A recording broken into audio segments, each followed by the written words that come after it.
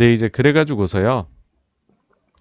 이제 앞에서 코인 약간 얘기를 곁들였으니까는 이번에도 코인 얘기를 좀 해드리면 최근에 코인 가격이 좀 굉장히 흔들거리고 많이 빠지고 있잖아요. 그러니까 여기에 대해 가지고서 여러 가지 이유들을 얘기를 하시더라고요. 그래서 저도 이제 그거 한번 짚어보고 제가 생각하는 더 중요한 이유를 한번 얘기 드릴까 해요. 일단은 대형 기관 투자자 때문이다라는 주장이 있습니다. 뭐냐면 구겐하임 파트너스 CIO 스캇 마이너드가 CNBC 인터뷰에서 이제 아까 전에 말씀드렸었죠. 비트코인이 마이너스 50% 된다.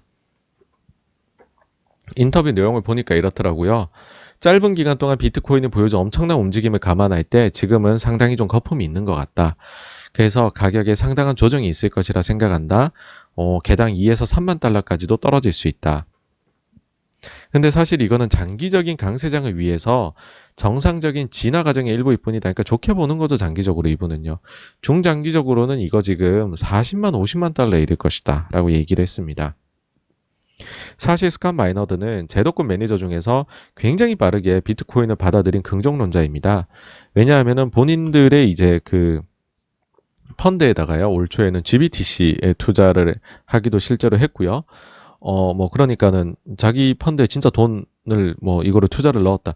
그러니까 자기 펀드에 실제로 행동을 옮겼다라는 것만큼 본인이 긍정론자라는 걸 증명할 수 있는 게 여러분 어디 있겠어요, 그렇죠? 근데 이분이 올해 4월 초부터 해가지고서는 계속 해가지고 가격 조정 우려를 얘기를 해요. 네. 일단 요 이유 조금 이따 말씀드릴 거고요. 두 번째로는 이제 이거죠. 아까도 말씀드렸지만은 바이든 증세안 때문에 빠진 거 아니냐라는 거예요. 그러니까 캐피털 게인 텍스이니까는 코인도 포함이 되네. 아이고 이러면은 이거 증세안 나온 것 때문에 코인 누가 하겠어. 여기에 세금이 어마어마하게 부과되는데 라는 거였고요. 그 다음에 이제 우리나라에서 봤을 때는 이거 지금 제2의 박상기 그 장관의 아니냐. 왜냐면은 이제 금융위원장인 은성수 님의 발언이 있었는데 뭐 이런 식으로 잡혔죠. 은성수 금융위원장 암호화폐 거래소 9월에 모두 폐쇄될 수 있어. 그만 이런 뭐 마치 이제 정부에서 무조건 금지시키겠다. 뭐 이제 이거 이제 보는 그런 뭐 이제 이거를 조금 아주 뭐랄까요 제목만 보면 누구라도 그렇게 생각할 수 있는 거잖아요, 그렇죠?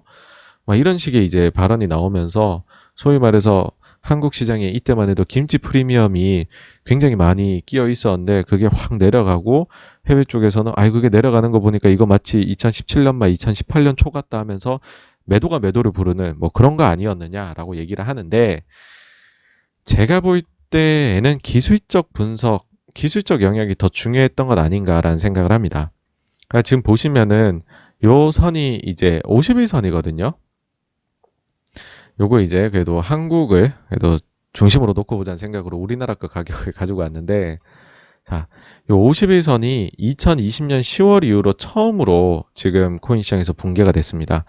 그전에도 보시면은 약간씩의 조정을 받기는 했었어요. 이럴 때도 21년 초에도 크게 조정이 나왔었죠. 근데 이때 보시면 51선에 깨지진 않았거든요. 밟고 올라가고 이때도 내려가다가 밟고 올라가고 밟고 올라가고 했단 말이죠. 근데 이번에는 이게 밟고 올라가나 하다가 쭉 빠진 거죠. 그러니까는 사실 이제 좀 느끼는 게 기술적인 그런 거에다가 메커니즘 넣으시는 분들한테 51선이 꽤나 중요하게 작용을 하더라고요. 이게 코인뿐만 아니라 주식 시장에서도요. 그래서 역시나 그런 아주 그 이제 소위 말해서 그 기술적 분석으로 투자하시는 분들한테서는 굉장히 클래식한 그런 그 가격 흐름이었다. 뭐 이렇게도 말씀을 드릴 수 있을 것 같네요. 그러니까 제가 생각할 때는 4월 초부터 그런 얘기를 스캇 마이너드가 했던 게 이게 차트상 봐서는 부러질 것 같으니까 그런 경고를 했던 거 아닌가라는 생각이 들더라고요. 사실 조금 전 말씀드린 내용이긴 하지만 제가 볼 땐 그렇거든요. 사실은 코인 시장 참여자뿐만 아니라 모든 자산 시장의 참여자는 크게 이렇게 두 개 같아요. 하나는 펀더멘탈에 대한 믿음을 가진 투자자가 있을 거고요. 다른 한쪽은 투기적인 성격을 가지고 있는 투기꾼들이 있겠죠. 그러면은 투기를 하는 사람들 입장에서는 가격에 대한 믿음이, 그러니까 펀더멘탈의 가치에 대한 믿음이 없잖아요. 그럼 가격이 빠지기 시작한다? 그럼 사실 이때 제일 먼저 달려가는 곳은 본인들이 볼 때 제일 믿을만 하다고 하는 거는 차트거든요. 현실적 차원에서. 그래서 차트에 자연적으로 관심을 가질 수밖에 없는 거 아닌가. 자, 그러면은 과거에는 코인 시장에서, 비트코인 시장에서 50일선이 어떤 역할을 했느냐. 요거를 한번 같이 한번 볼게요. 네. 같이 한번 보는 시간을 가져보시죠. 이게 이제 요번이고요. 그 전에 보시면은 이때 같은 경우가 이제 2020년 3월이었죠. 2월 말부터 해가지고 쭉 빠지니까는 이때 한번 와장창창 했었던 이게 이제 50일선 무너지면 이게 좀 회복을 못하면 이래요. 그리고 다시 이제 50일선 넘어가니까는 로켓처럼 발사가 됐다가 사실 최근에가 그래도 진짜 이거 잘 버텼던 때거든요. 여기도 50일 내려오니까는 사람들이 한번 툭 투매를 한번 해보죠. 그러고서 잘 유지되다가 다시 요거를 뚫으니까는 야 가는가 봐. 그 다음 또 51선이 깨질 것 같으니까 툭 투매를 하고 이런 양태들이 나타나는 시장입니다. 근데 그 전에 보면은 이 가격 변동이 훨씬 심해요. 이때도 2019년도에도 보시면 51선 뚫고 가서는 쫙 갔다가 이게 한번 무너지니까는 속절없이 내려왔었죠. 그쵸? 그리고 더 크게는 이때예요. 여러분들이 이때 보시면 이제 2017년도에 기가 막히게 코인이 상승을 했었죠. 그쵸? 계속 상승 51선을 밟고 올라가서 하다가 이때 51선을 딱 뚫고 내려오니까는 그때부터는 회복을 못 합니다. 근데 사실 요 선이 어느 정도냐면 900에서 1000 정도가 그러니까 900만 원에서 1000만 원 정도 사이가 원래는 이제 이제 피보나치로 해보면은 이게 3분의 2 떨어지면 여기선 지지가 돼야 되거든요. 그러니까 여기서 지지를 한번 해보려고도 노력을 했던 것 같아요. 노력을 하다가 안 되는 거예요.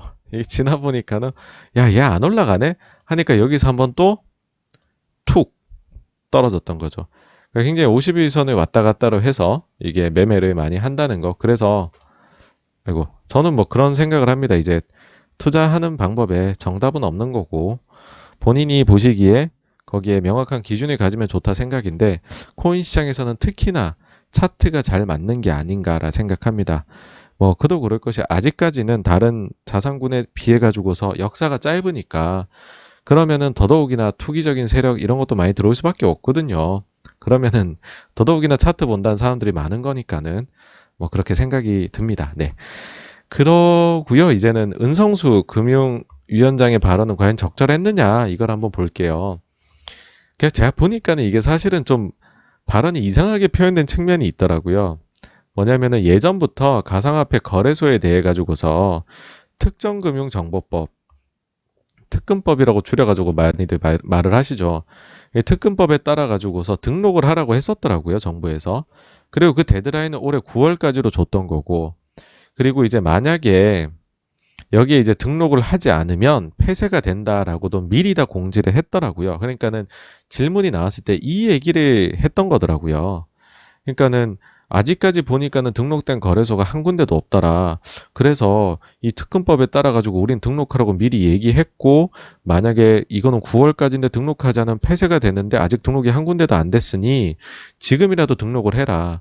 그렇지 않으면은 9월에 돼 가지고서는 우리가 미리 예고했던 대로 갑자기 모든 거래소가 폐쇄가 될 수도 있는 거다라고 얘기를 한 것이 은성수 위원장 9월 한꺼번에 거래소 폐쇄될 것, 뭐 이런 식으로 나와버린 거죠.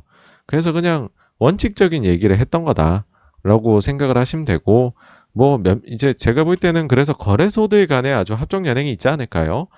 뭐 200여 개 정도 있다고 하는데 특근법에 따라 등록을 이제 이거 하려면 은행이 받아줘야 되거든요. 근데 은행들이 뭐 우리나라 은행 200개가 있는 게 아니니까 다 안 받아주겠죠. 사이즈가 있고 대주주가 좀 믿을만하고 이런 데만 아마 받아주지 않을까 생각을 합니다. 그래서 그런 대형 거래소들 위주로의 재편이 되는 거지 이걸 뭐 그런 거를 얘기를 한 거지 뭐 완전히 거래를 막고 싶어요 이런 얘기를 한 건 아니라 생각합니다. 물론 이제 어른들이 알려줘야 된다 뭐 이런 발언들은 굉장히 잘못됐다고 생각은 하지만요. 뭐 사실 주식도 그렇지만은 그렇게 이제 뭐 이건 이렇게 해야 돼 저건 저렇게 해야 돼라고 얘기를 하면 꼭 틀리더라고요 그게. 예. 자 그러면은 뭐 이것도 좀 불만이신 것 같아요. 뭐냐면은 왜 세금은 매긴다고 하면서 우리 투자자 보호는 또 안 된다고 하느냐 뭐 그런 얘기도 하시잖아요. 근데 일단은요 세금은 당연한 겁니다 여러분. 뭐냐면 소득이 있는 곳에 세금이 있는 것은 너무 당연해요. 정부는 세금을 걷는데 완전 그 프로입니다. 그런 프로들이 지금까지 안 걷고 있는 게 그냥 이상했던 것 뿐이에요 여러분. 그게 첫째고 그 다음에는 이제 투자자 보호 얘기를 하시는데 요거 조금 잘못 알고 계신 것들이 있을 것 같아요. 뭐냐면은 투자자 보호라는 게 자체가 완전히 뭐 투자자가 원금을 손실을 안 하게 해주겠다가 아니고요. 투자자가 이제 정보의 비대칭이나 이런 것들에서 발생하는 위험을 줄이기 위해서 정부 당국이 노력은 많이 한다는 거죠. 근데 근본적으로 원금 손실이 있는 가능성이 있는 상품에 대해서 정부가 보장해주는 경우는 여러분 없습니다. 그러니까는 투자자 보호라는 말의 이꼬르 원금 보호라고 생각을 하면 정부 나쁜 놈들 과세는 하면서 보호는 안 해줘 막 이렇게 생각을 하실 수가 있는데 그런 류는 아니고 실제로 그냥 뭐 그렇잖아요. 주식도 보면은 돈 잃으면은 제 책임이에요. 그리고 투자자 보호한다는 게 기껏해야 이제 IPO 할 때 뭐 더 깐깐하게 보고 뭐 상장하는 규정, 폐지시키는 규정 이런 것들이 있는 게 투자자 보호라는 거죠. 그러니까는 코인 쪽에서도 이런 게 나타날 수 있느냐 하면은 사실은 이게 굉장히 명확한 부분들이 적잖아요. 그래서 제가 볼 때도 그래요. 금융 당국이 규제 당국이 뭐 마치 주식시장 IPO 아니면 뭐 상장 관리하듯이 그렇게 관리를 할 수 있을까? 현실적인 문제도 있고 또 그리고 예시를 그림 같은 걸 들었잖아요. 그러니까는 자산으로는 인정이 된다는 거죠. 뭔가 가치 있는 것, 거래가 되는 것, 그걸로는 인정을 한다는 거고. 근데 그림에 대해서 보호를 해주는 거는 자기네들이 아니다. 투자자 보호를. 그런 얘기를 했습니다. 자, 그러면은 이제 조심스레 향후 코인 전망을 한번 해보도록 하겠습니다. 일단은 저는 코인 전문가가 아닙니다. 네. 그래서 듣고 흘려 들으시기를 바랍니다. 예. 근데 일단은 첫 번째는 역시 차트 얘기입니다. 아까도 말씀드렸지만 피보나치 보시고요. 중요한 지지선이 지켜진지 한번 보십시오. 그래서 그게 지켜지고 올라간다 하고 물타기를 하셔도 늦지 않습니다. 예. 그게 첫째고요. 두 번째는 저는 이제 워낙에나 중앙은행 좋아하니까 중앙은행하고 코인 가격하고의 뭔가 접점이 없을까, 막 코릴레이션이 있을 게 없을까 막 해보니까 뭐 금리나 인플레이션이나 이런 것들하고는 이렇게 코인 가격하고는 관계가 전혀 없더라고요. 그래서 그거는 버렸고요. 이제 유일하게 이제 그 관계가 굉장히 코릴레이션이 높게 나왔던 게 제 방송 그전에도 한번 말씀드렸지만 중앙은행들의 무책임함 이거를 비난하고 비판하기 위해서 나온 게 코인이잖아요. 탈중앙화잖아요.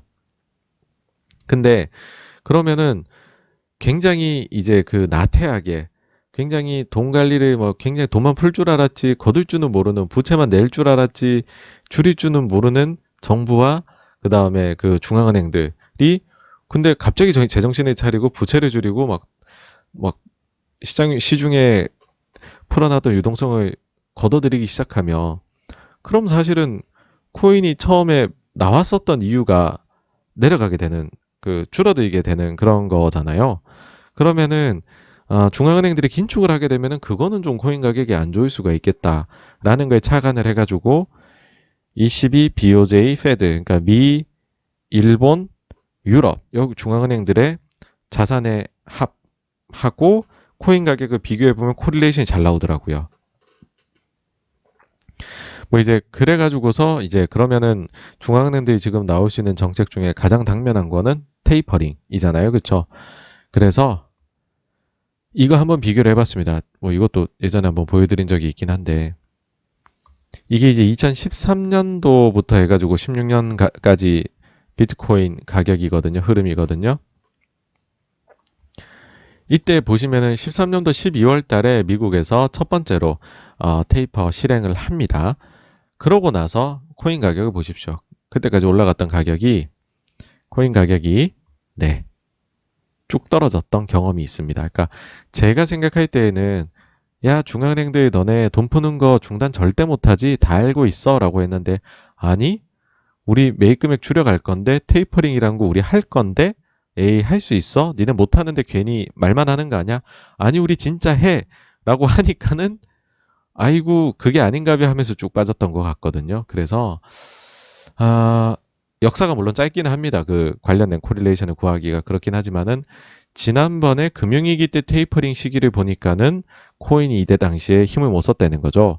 그래서 이번에도 실제로 테이퍼링이 진행되는 시기에는 제 생각에는 코인 투자는 조금은 안 하는 것이 좋지 않을까라는 개인적인 생각이 듭니다. 네.